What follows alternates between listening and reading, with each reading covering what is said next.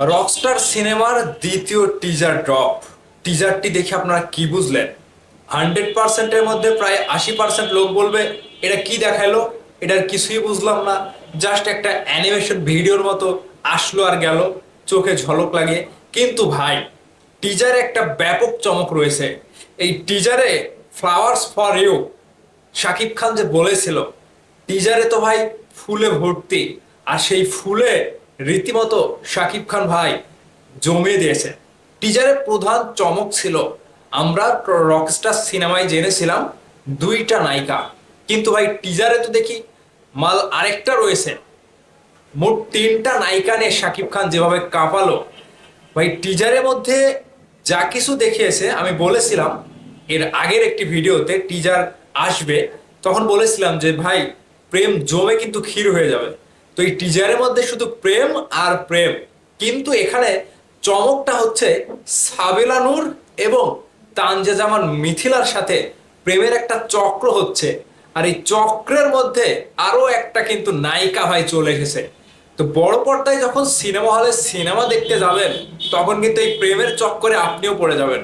কোত্থেকে কি হচ্ছে কিংবা কোত্থেকে কার কার দিকে শাকিব খান যাচ্ছে, এই ব্যবসায় কিন্তু আপনি পড়ে যাবেন। সো রকস্টারের এই টিজারটি শুধুমাত্র দর্শকদের মন রক্ষার জন্য দিতে পারে আজমান রুশো। তাছাড়া এর মধ্যে সেই আহামরি কোনো সিনেমার কিছু দেখানো হয়েছে বলে আমার মনে হলো না।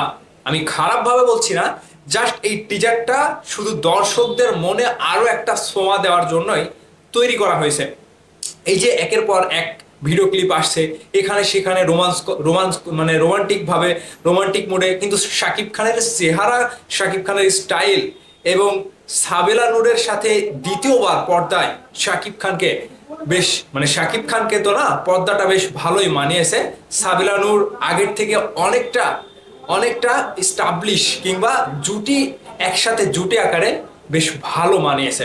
আর পাশাপাশি তানজিয়া জামান মিথিলা, এর কথা যদি বলতে হয়, এর কথাটা আমি একটা কথাই বলবো যে এই রকম শরীরের নায়িকা চলে না। রোমান্টিক প্রেমের সিনেমাতে এরকম হার্ড হার্ড ওয়ার্ক করা নায়িকা চলবে না। কারণ একটা ফুলকে যখন দেখাবেন, ফুলকে দেখতে নরম কিংবা স্নিগ্ধতা লাগবে। তো এখানে মিথিলা শাকিব ভাইয়ের সাথে কখনো বা ডিস্কোতে, কখনো বা আইটেম করছে, কখনো বা গান গাচ্ছে, কখনো বা ফুর্তি করছে, এরকমটাই দেখানো হয়েছে। তো আমি একটা কমেন্ট দেখে ভাই পুরোটাই হাসলাম। একজন কমেন্ট করেছে সেই ভিডিওতে যে বস এবার তিনটা মাল খাবে। এই কমেন্ট দেখার পরে ভাই আমি হাসছি আগে। তো এখন শাকিব খানের ভক্তরা যেভাবে এই টিজারটা নিল, এখানে আমার কাছে যতটুকু মনে হয়েছে, এই টিজারটি দেখিয়ে শুধুমাত্র শুধুমাত্র এই সিনেমাটির প্রমোশন করার একটা নতুন মাত্রা যোগ করেছে, এছাড়া কিচ্ছু না। এই টিজারটা না দিয়ে গান দিতেও, মানে গান দিলেও দিতে পারতো। এই টিজারে আহামরি সিনেমার হাইপ তুলবে এরকম কোনো কিচ্ছু নাই, জাস্ট শো করা হয়েছে, চেহারা শো করা হয়েছে, জুটি শো করা হয়েছে, এবং তারা কি করছে, এই যে তিন চক্করের যে প্রেম চলছে তিন নায়িকা নিয়ে, এই প্রেমটা কিন্তু ভাই শাকিব খানকে ধ্বংস করবে।